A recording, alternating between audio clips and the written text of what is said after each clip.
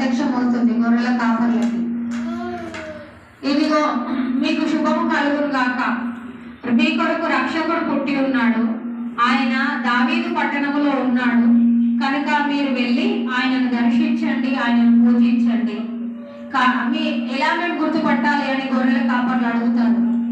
దానికి ఒక శిశువు పొత్తి గుడ్డలతో చుట్టబడి మరి పసుల తొట్టిలో పరుండబెట్టబడి ఉంటాడు, అదే మీకు గుర్తు అని చెప్పగా గొర్రెల కాపర్లు యేసయ్యను పూజించడానికి మరి వస్తారు.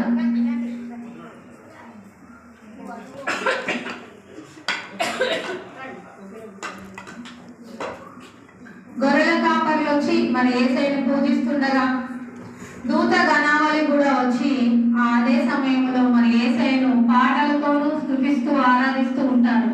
ఒక మాటగా వాళ్ళు ఒక పాటగా పాడుతున్నది ఏంటంటే, సర్వోన్నతమైన స్థలములలో దేవునికే మహిమ కలుగును గాక.